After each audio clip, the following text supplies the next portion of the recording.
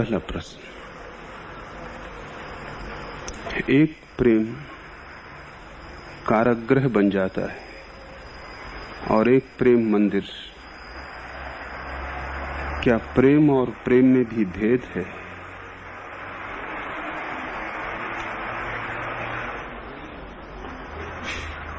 प्रेम और प्रेम में बहुत भेद है।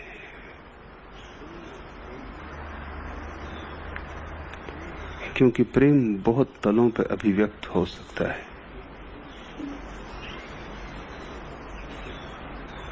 जब प्रेम अपने शुद्धतम रूप में प्रकट होता है, अकारण, बेशर्त, तब मंदिर बन जाता है। और जब प्रेम अपने अशुद्धतम रूप में प्रकट होता है, वासना की भांति, शोषण और हिंसा की भांति, ईर्षा द्वेष की भांति, आधिपत्य पोजीशन की भांति, तब कारागृह बन जाता है। कारागृह का अर्थ है जिससे तुम बाहर होना चाहो और हो ना सको।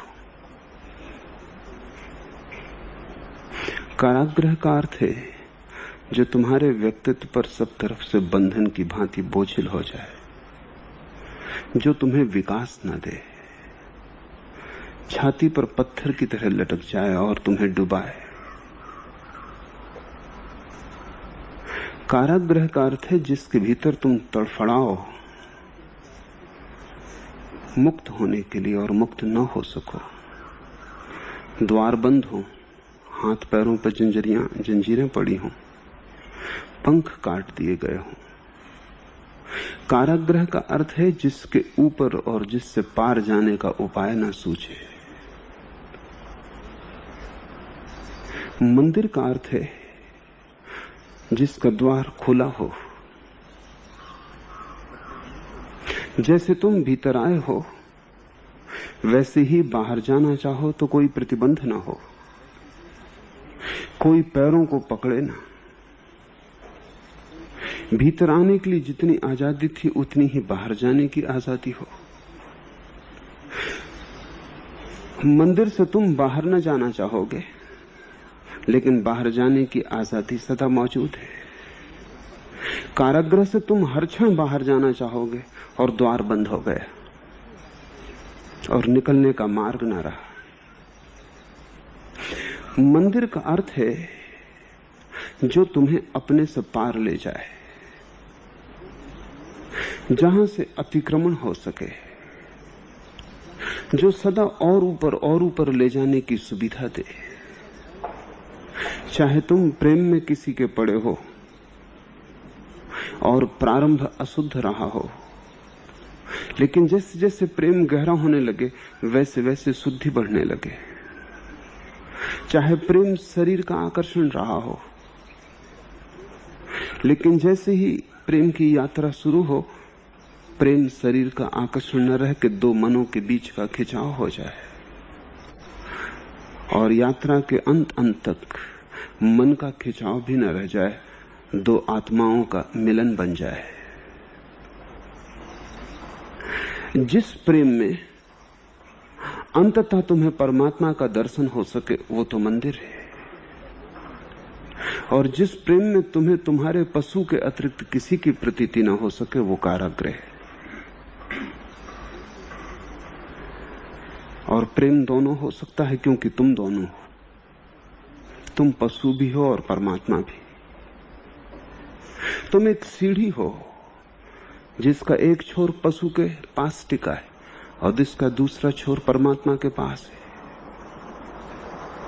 और ये तुम्हारे ऊपर निर्भर है कि तुम सीढ़ी से ऊपर जाते हो या नीचे उतरते हो।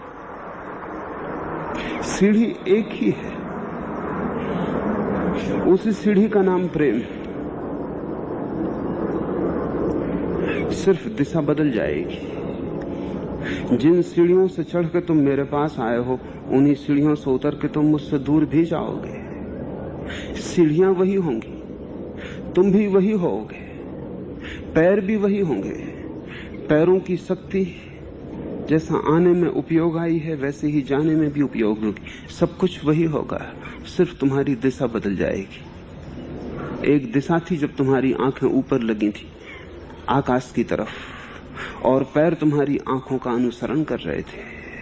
दूसरी दिशा होगी, तुम्हारी आंखें जमीन पे लगी होंगी नीचाइयों की तरफ, और तुम्हारे पैर उसका अनुसरण कर रहे होंगे। साधारणतः प्रेम तुम्हें पशु में उतार देता है, इसलिए तो प्रेम से लोग इतने भयभीत हो गए हैं। घृणा से भी इतने नहीं डरते जितने प्रेम से डरते। शत्रु से भी इतना भय नहीं लगता जितना मित्र से भय लगता है, क्योंकि शत्रु क्या बिगाड़ लेगा। शत्रु और तुम में तो बड़ा फासला है, दूरी है, लेकिन मित्र बहुत कुछ बिगाड़ सकता है, और प्रेमी तो तुम्हें बिल्कुल नष्ट कर सकता है, क्योंकि तुमने इतने पास आने का अवसर दिया है। प्रेमी तो तुम्हें बिल्कुल नीचे उतार सकता है, नरकों में। इसलिए प्रेम में लोगों को नरक की पहली झलक मिलती है। इसलिए तो लोग भाग खड़े होते हैं प्रेम की दुनिया से, भगोड़े बन जाते हैं। सारी दुनिया में धर्मों ने सिखाया है प्रेम से बचो। कारण क्या होगा? कारण यही है कि देखा कि 100 में 99 तो प्रेम में सिर्फ डूबते हैं और नष्ट होते हैं। प्रेम की कुछ भूल नहीं है, डूबने वालों की भूल है। और मैं तुमसे कहता हूं, जो प्रेम में नरक में उतर जाते थे वो प्रार्थना से भी नरक में ही उतरेंगे, क्योंकि प्रार्थना प्रेम का ही एक रूप है। और जो घर में प्रेम की सीढ़ी से नीचे उतरते थे वो आश्रम में भी प्रार्थना की सीढ़ी से नीचे ही उतरेंगे। असली सवाल सीढ़ी को बदलने का नहीं है, न सीढ़ी से भाग जाने का है। असली सवाल तो खुद की दिशा को बदलने का है। तो मैं तुमसे नहीं कहता कि तुम संसार को छोड़कर भाग जाना, क्योंकि भागने वाले कुछ नहीं पाते। सीढ़ी को छोड़कर जो भाग गया, एक बात पक्की है कि वो नरक में नहीं उतर सकेगा, लेकिन दूसरी बात भी पक्की है कि स्वर्ग में कैसे उठेगा। तुम खतरे में जीते हो, सन्यासी सुरक्षा में। नरक में जाने का उसका उपाय उसने बंद कर दिया, लेकिन साथ ही स्वर्ग जाने का उपाय भी बंद हो गया, क्योंकि वो एक ही सीढ़ी के दो नाम है। सन्यासी जो भाग गया है संसार से, वो तुम्हारे जैसे दुख में नहीं रहेगा, ये बात तय है। लेकिन तुम जिस सुख को पा सकते थे उसकी संभावना भी उसकी खो गई। माना कि तुम नरक में हो, लेकिन तुम स्वर्ग में हो सकते हो, और उसी सीढ़ी से जिससे तुम नरक में उतरे हो। 100 में 99 लोग नीचे की तरफ उतरते हैं, लेकिन ये कोई सीढ़ी का कसूर नहीं है, ये तुम्हारी ही भूल है। और स्वयं को न बदल के सीढ़ी पर कसूर देना, स्वयं की आत्मक्रांति न करके सीढ़ी की निंदा करना, बड़ी गहरी नासमझी है।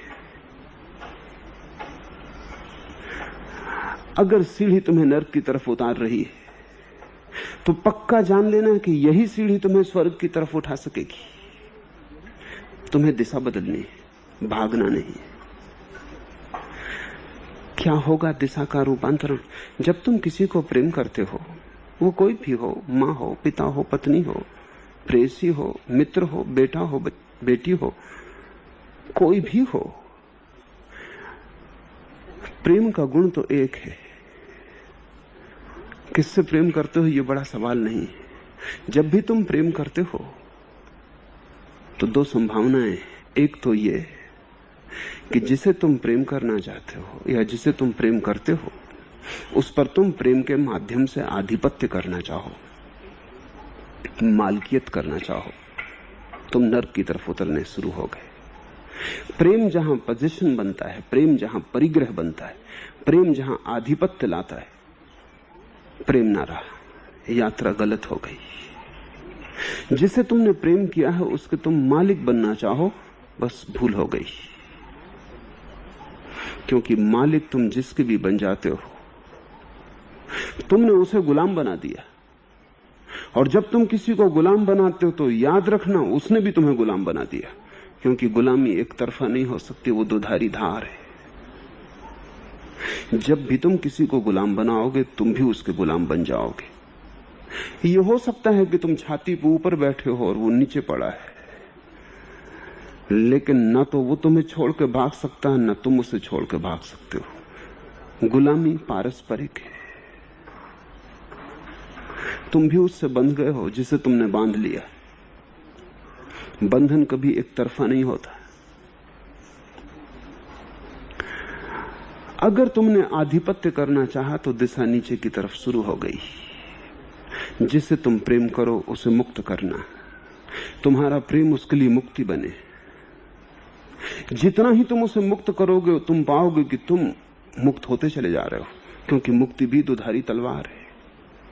तुम जब अपने निकट के लोगों को मुक्त करते हो तब तुम अपने को भी मुक्त कर रहे हो, क्योंकि जिसे तुमने मुक्त किया उसके द्वारा तुम्हें गुलाम बनाए जाने का उपाय नष्ट कर दिया तुमने। जो तुम देते हो वही तुम्हें उत्तर में मिलता है। जब तुम गाली देते हो तब गालियों की वर्षा हो जाती, जब तुम फूल देते हो तब फूल लौट आते हैं। संसार तो प्रतिध्वनि करता है। संसार तो एक दर्पण जिसमें तुम्हें अपना ही चेहरा हजार हजार रूपों में दिखाई पड़ता है। जब तुम किसी को गुलाम बनाते हो तब तुम भी गुलाम बन रहे हो। प्रेम कारागृह बनने लगा। ये मत सोचना कि दूसरा तुम्हें कारागृह में डालता है। दूसरा तुम्हें कैसे डाल सकता है? दूसरे की सामर्थ्य क्या? तुम ही दूसरे को कारागृह में डालते हो तब तुम कारागृह में पड़ते हो। ये साझेदारी है। तुम उसे गुलाम बनाते हो, वो तुम्हें गुलाम बनाता है। पति पत्नियों को देखो, वो एक दूसरे के गुलाम हो गए। और स्वभाव था, जो तुम्हें गुलाम बनाता है उसे तुम प्रेम कैसे कर पाओगे? भीतर गहरे में रोष होगा, क्रोध होगा, गहरे में प्रतिशोध का भाव होगा, और वो हजार हजार ढंग से प्रकट होगा। छोटी छोटी बात में प्रकट होगा। क्षुद्र क्षुद्र बातों में पति पत्नियों को तुम लड़ते पाओगे। प्रेमियों को तुम ऐसी क्षुद्र बातों पर लड़ते पाओगे कि ये तुम मान ही नहीं सकते कि इनके जीवन में प्रेम उतरा होगा। प्रेम जैसी महाघटना जहां घटी हो वहां ऐसी क्षुद्र बातों की कलह उठ सकती। ये क्षुद्र बातों की कलह बता रही है कि सीढ़ी नीचे की तरफ लग गई है। जब भी तुम किसी पर आधिपत्य करना चाहोगे, तुमने प्रेम की हत्या कर दी। प्रेम का शिशु पैदा भी ना हो पाया, गर्भपात हो गया। अभी जन्मा भी ना था कि तुमने गर्दन दबा दी। प्रेम खिलता है मुक्ति के आकाश में। प्रेम का जन्म होता है स्वतंत्रता के परिवेश में। कारागृह में प्रेम का जन्म नहीं होता। वहां तो प्रेम की कब्र बनती है। और जब तुम दूसरे पे आधिपत्य करोगे तब तुम धीरे धीरे पाओगे प्रेम तो न मालूम कहां तिरहुत हो गया, और प्रेम की जगह कुछ बड़ी विकृतियां छूट गई। ईर्षा। जब तुम दूसरे पे आधिपत्य करोगे तब ईर्षा पैदा हो जाएगी। अगर तुम्हारी पत्नी किसी के साथ थोड़ी हंस के भी बोल रही, प्राण कंपित हो गए। ये तो पत्नी तुम्हारे कारागृह के बाहर जाने के लिए कोई झरोखा बना रही। ये तो सेंध मालूम पड़ती है, दीवार तोड़ के बाहर निकलने का उपाय। तुम्हारी पत्नी और किसी और के साथ हंसे, तुम्हारी पत्नी और किसी और से बात करे, तुम्हारा पति किसी और स्त्री के सौंदर्य का गुणगान करे, नहीं, यह असंभव है। क्योंकि ये तो प्रथम से ही खतरा है। ये तो स्वतंत्र होने की चेष्टा है। इसको पहले ही प्रेमी मार डालते हैं। ईर्षा का जन्म होता है। और ध्यान रखना, अगर तुम एक स्त्री को प्रेम करते हो तो वस्तुतः उस स्त्री के द्वारा तुम सभी स्त्रियों को प्रेम करते हो। वो स्त्री प्रतिनिधि है, वो प्रतीक है। उस स्त्री में तुमने स्त्रीणता को प्रेम किया है। जब तुम किसी एक पुरुष को प्रेम करते हो तो उस पुरुष में तुमने सारे जगत के पुरुषों को प्रेम कर लिया, जो आज मौजूद है, जो कभी मौजूद थे, जो कभी मौजूद होंगे। व्यक्तित्व तो ऊपर ऊपर है, भीतर तो शुद्ध ऊर्जा है पुरुष होने की या स्त्री होने की। जब तुम एक स्त्री के सौंदर्य का गुणगान करते हो, तब ये कैसे हो सकता है कि सौंदर्य को परखने वाली ये आंखें राह से गुजरती दूसरी स्त्री को जब वो सुंदर हो तो उसमें सौंदर्य न देखे? ये कैसे हो सकता है? ये तो असंभव है। लेकिन इस सौंदर्य के देखने में कुछ पाप नहीं है। ये कैसे हो सकता है कि जब तुमने एक दिए में रोशनी देखी और आह्लादित हुए तो दूसरे दिए में रोशनी देख के तुम आह्लादित ना हो जाओ? लेकिन एक स्त्री कोशिश करेगी कि तुम्हें अब सौंदर्य कहीं और दिखाई ना पड़े, और एक पुरुष कोशिश करेगा अब स्त्री को ये सारा संसार पुरुष से शून्य हो जाए, बस मैं ही एक पुरुष दिखाई पड़ूं। तब एक बड़ी संकटपूर्ण स्थिति पैदा होती। स्त्री कोशिश में लग जाती इस पुरुष को कहीं कोई सुंदर स्त्री न दिखाई पड़े। धीरे धीरे ये पुरुष अपनी संवेदनशीलता को मारने लगता है, क्योंकि संवेदनशीलता रहेगी तो सौंदर्य दिखाई पड़ेगा। सौंदर्य का किसी ने ठेका नहीं लिया है, जहां होगा वहां दिखाई पड़ेगा। और अगर प्रेम स्वतंत्र हो तो हर जगह हर सौंदर्य में इस व्यक्ति को अपनी प्रेयसी दिखाई पड़ेगी और प्रेम गहरा होगा। लेकिन स्त्री काटेगी संवेदनशीलता को, पुरुष काटेगा स्त्री की संवेदनशीलता को। दोनों एक दूसरे की संवेदना को मार डालेंगे। और जब पुरुष को कोई भी स्त्री सुंदर नहीं दिखाई पड़ेगी तो तुम सोचते हो घर में जो स्त्री बैठी है वो सुंदर दिखाई पड़ेगी? वो सबसे ज्यादा कुरूप स्त्री हो जाएगी। उसी के कारण सौंदर्य का बोध ही मर गया। तो तुम सोचते हो जिस स्त्री को कोई पुरुष सुंदर दिखाई ना पड़ेगा, उसे घर का पुरुष सुंदर दिखाई पड़ेगा। जब पुरुष ही सुंदर नहीं दिखाई पड़ते तो इस भीतर का जो पुरुषत्व है वो भी अब आकर्षण नहीं लाता। तुम ऐसा ही समझो कि तुमने तय कर लिया हो कि तुम जिस स्त्री को प्रेम करते हो बस उसके पास ही सांस लोगे, शेष समय सांस बंद रखोगे। और तुम्हारी स्त्री कहे कि देखो तुम और कहीं सांस मत लेना, तुमने खुद ही कहा है कि तुम्हारा जीवन बस तेरे लिए है, तो जब मेरे पास रहो श्वास लेना, जब और कहीं रहो तो श्वास बंद रखना। तब क्या होगा?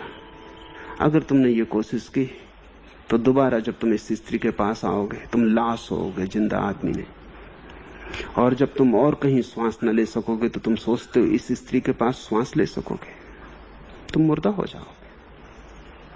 ऐसे प्रेम कारागृह बनता है।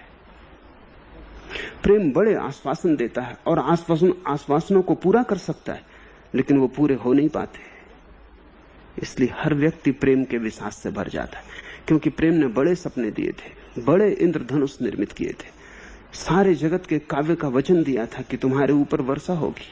और जब वर्षा होती तो तुम पाते हो कि वहां ना तो कोई काव्य है, ना कोई सौंदर्य, सिवाय कलह, उपद्रव, संघर्ष, क्रोध, ईर्षा, वैमनस्य के सिवाय कुछ भी नहीं। तुम गए थे किसी व्यक्ति के साथ स्वतंत्रता के आकाश में उड़ने, तुम पाते हो कि पंख कट गए। तुम गए थे स्वतंत्रता की सांस लेने, तुम पाते हो गर्दन घुट गई।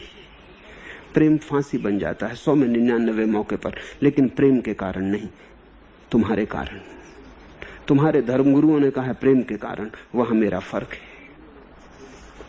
और तुम्हारे धर्मगुरु तुम्हें ज्यादा ठीक मालूम पड़ेंगे, क्योंकि जिम्मेदारी तुम्हारे ऊपर से उठा रहे हैं। वो कह रहे हैं ये प्रेम का ही उपद्रव है। पहले ही कहा था कि पढ़ना ही मत इस उपद्रव में, दूर ही रहना। तो तुम्हारे धर्मगुरु प्रेम की निंदा करते रहे। तुम्हें भी जस्ती है बात, जस्ती है इसलिए तुम्हारे धर्मगुरु तुम्हें दोषी नहीं ठहराते, प्रेम को दोषी ठहराते। मन हमेशा राजी, दोष कोई और पर जाए तो हमेशा प्रसन्न हो। मैं तुम्हें दोषी ठहराता हूं, 100% तुम्हें दोषी ठहराता हूं। प्रेम की जरा भी भूल नहीं, और प्रेम अपने आश्वासन पूरे कर सकता था, तुमने पूरे न होने दिए। तुमने गर्दन घोंट दी, सीढ़ी ऊपर ले जा सकती थी, तुम नीचे जाने लगे। नीचे जाना आसान है, ऊपर जाना श्रम साध्य है। प्रेम साधना है, और प्रेम को कारागृह बनाना ऐसे ही जैसे पत्थर पहाड़ से नीचे की तरफ लुढ़क रहा हो। जमीन की कशिश ही उसे खींचे लिए जाती। ये दोनों यात्राएं समान नहीं है, क्योंकि ऊपर जाने में तुम्हें बदलना पड़ेगा, क्योंकि ऊपर जाना है तो ऊपर जाने के योग्य होना पड़ेगा। प्रतिपल तुम्हारे चेतना के तल को ऊपर उठना पड़ेगा, तभी तुम सीढ़ी पार कर सकोगे। नीचे गिरने में तो कुछ भी नहीं करना पड़ता। मुल्ला नसरुद्दीन अपने बेटे के लिए एक साइकिल खरीद लाया था।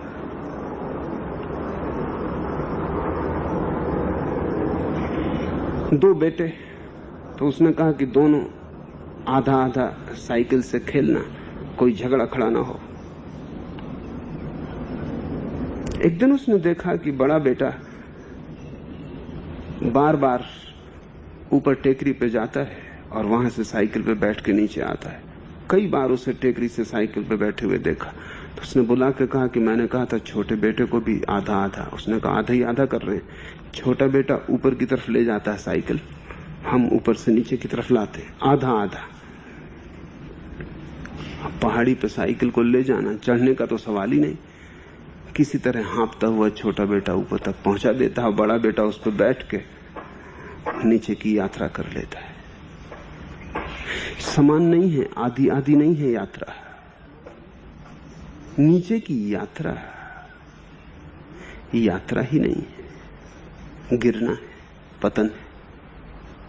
तुम जहां थे वहां से भी नीचे उतरना है। तो जो व्यक्ति प्रेम को ईर्षा, आधिपत्य, पोजीशन बना लेगा, वो जल्दी ही पाएगा प्रेम तो खो गया, आंख तो खो गई प्रेम की, आंखों को अंधा करने वाला धुआं छूट गया है। घाटी के अंधकार में जीने लगा, पहाड़ की ऊंचाई तो खो गई, और पहाड़ की ऊंचाई से देखने वाला सूर्योदय, सूर्यास्त सब खो गए। अंधी घाटी है, रोज अंधी होती चली जाती। तुम्हारे भीतर का पशु प्रकट हो जाता है सरलता से, उसके लिए कोई साधना नहीं करनी पड़ती। जिसको प्रेम को ऊपर ले जाना है, उसे प्रेम को तो वैसे ही साधना होगा जैसे कोई योग को साधता है, क्योंकि दोनों ऊपर जा रहे हैं, तब साधना शुरू हो जाती। प्रेम तप है, जैसे कोई तप को साधता है, वैसे ही प्रेम की तपश्चर्या है। और तप इतना बड़ा तप नहीं है क्योंकि तुम अकेले होते हो। प्रेम और भी बड़ा तप है, क्योंकि एक दूसरा व्यक्ति भी साथ होता है। तुम्हें अकेले ही ऊपर नहीं जाना है, एक दूसरे व्यक्ति को भी हाथ का सहारा देना है, ऊपर ले जाना है। कई बार दूसरा बोझिल मालूम पड़ेगा, कई बार दूसरा ऊपर जाने को आतुर न होगा, इनकार करेगा, कई बार दूसरा नीचे उतर जाने की आकांक्षा करेगा। लेकिन अगर हृदय में प्रेम है तो तुम दूसरे को भी सहारा दोगे, संभालोगे, उसे नीचे न गिरने दोगे। तुम्हारा हाथ करुणा न खोएगा, तुम्हारा प्रेम जल्दी ही क्रोध में न बदलेगा। कई बार तुम्हें धीमे भी चलना पड़ेगा क्योंकि दूसरा साथ चल रहा है, तुम दौड़ ना सकोगे। इसलिए मैं कहता हूं तप इतना बड़ा तप नहीं है, क्योंकि तप में तो तुम अकेले हो, जब चाहो दौड़ सकते हो। प्रेम और भी बड़ा तप है।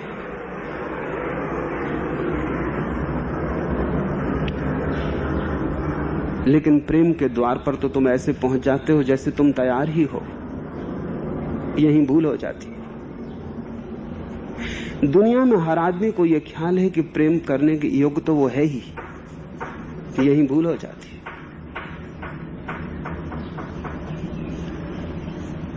और सब तो तुम सीखते हो। छोटी छोटी चीजों को सीखने में बड़े जीवन का समय गंवाते हो। प्रेम को तुमने कभी सीखा? प्रेम को तो कभी तुमने सोचा? प्रेम को कभी तुमने ध्यान दिया? प्रेम क्या है? तुम ऐसा मान के बैठे हो कि जैसे प्रेम को तुम जानते ही हो। तुम्हारी ऐसी मान्यता तुम्हें नीचे उतार देगी, तुम्हें नरक की तरफ ले जाएगी। प्रेम सबसे बड़ी कला है,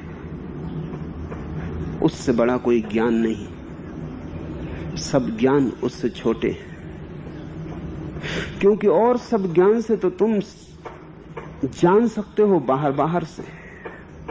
प्रेम में ही तुम अंतर्ग्रह में प्रवेश करते हो। और परमात्मा अगर कहीं छिपा है तो परिधि पर नहीं, केंद्र में छिपा है। और एक बार जब तुम एक व्यक्ति के अंतःग्रह में प्रवेश कर जाते हो तो तुम्हारे हाथ में कला आ जाती। वही कला सारे अस्तित्व के अंतःग्रह में प्रवेश करने के काम आती। तुमने अगर एक को प्रेम करना सीख लिया तो तुम उस एक के द्वारा प्रेम करने की कला सीख गए। वही तुम्हें एक दिन परमात्मा तक पहुंचा दे। इसलिए मैं कहता हूं कि प्रेम मंदिर है, लेकिन तैयार मंदिर नहीं है। एक एक कदम तुम्हें तैयार करना पड़ेगा। रास्ता पहले से पटा पटाया तैयार नहीं है। कोई राजपथ है नहीं कि तुम चल जाओ। चलोगे एक एक कदम और चल चल के रास्ता बनेगा, पगडंडी जैसा। खुद ही बनाओगे, खुद ही चलोगे। इसलिए मैं प्रेम के विरोध में नहीं हूं, मैं प्रेम के पक्ष में हूं। और तुमसे मैं कहना चाहूंगा कि अगर प्रेम ने तुम्हें दुख में उतार दिया हो तो अपनी भूल स्वीकार करना, प्रेम की नहीं। क्योंकि बड़ा खतरा है अगर तुमने प्रेम की भूल स्वीकार कर ली तो ये मैं जानता हूं कि तुम साधु संतों की बातों में पड़ के छोड़ दे सकते हो प्रेम का मार्ग, क्योंकि वहां तुमने दुख पाया है। तुम थोड़े सुखी भी हो जाओगे, लेकिन आनंद की वर्षा तुम पर फिर कभी ना हो पाएगी। कैसे तुम चढ़ोगे? तुम सीढ़ी ही छोड़ आए। गिरने के डर से तुम सीढ़ी से ही उतर आए। चढ़ोगे कैसे? गिरोगे नहीं, ये तो पक्का है। जिसको हम सांसारिक कहते हैं, ग्रस्त कहते हैं, वो गिरता है सीढ़ी से। जिसको हम सन्यासी कहते हैं पुरानी परंपरा धारणा से, वो सीढ़ी छोड़ के भाग गया। मैं उसको सन्यासी कहता हूं जिसने सीढ़ी को नहीं छोड़ा, अपने को बदलना शुरू किया, और जिसने प्रेम से ही, प्रेम की घाटी से ही धीरे धीरे प्रेम के शिखर की तरफ यात्रा शुरू की। कठिन है। जीवन की संपदा मुफ्त नहीं मिलती, कुछ चुकाना पड़ेगा। अपने से ही पूरा चुकाना पड़ेगा, अपने को ही दांव पे लगाना पड़ेगा। और प्रेम जितनी कसौटी मांगता है, कोई चीज कसौटी नहीं मांगती। इसलिए कमजोर भाग जाते हैं, और भागकर कोई कहीं नहीं पहुंचता। प्रेम के द्वार से गुजरना ही होगा। हाँ, उसके पार जाना है, वहीं रुक नहीं जाना है। वो सिर्फ द्वार है। जापान में एक मंदिर है, वैसे ही सब मंदिर होने चाहिए। वो मंदिर सिर्फ एक द्वार है, उसमें कोई दीवार नहीं और भीतर कुछ भी नहीं है, सिर्फ एक द्वार है।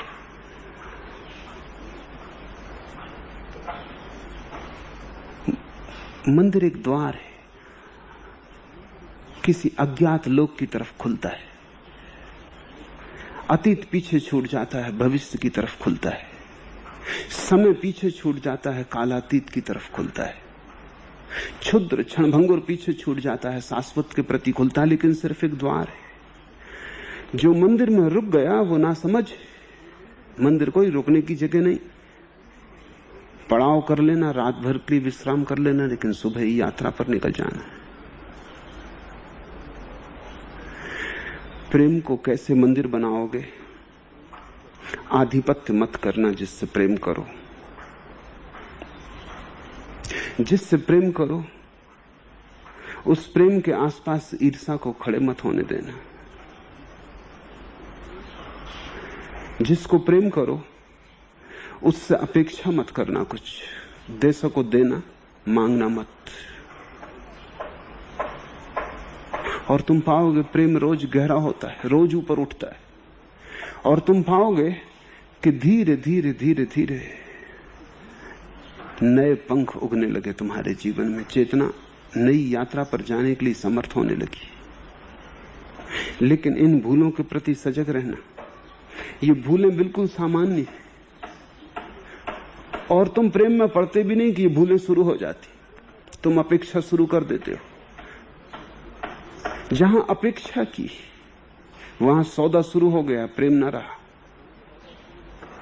तुम जिसको प्रेम करो उसे स्वयं होने की पूरी स्वतंत्रता देना। कई बार मौके होंगे, बहुत सी बातें होंगी जो तुम न चाहोगे, लेकिन तुम्हारी चाह का सवाल क्या है? दूसरा व्यक्ति पूरा व्यक्ति है अपनी निजता में।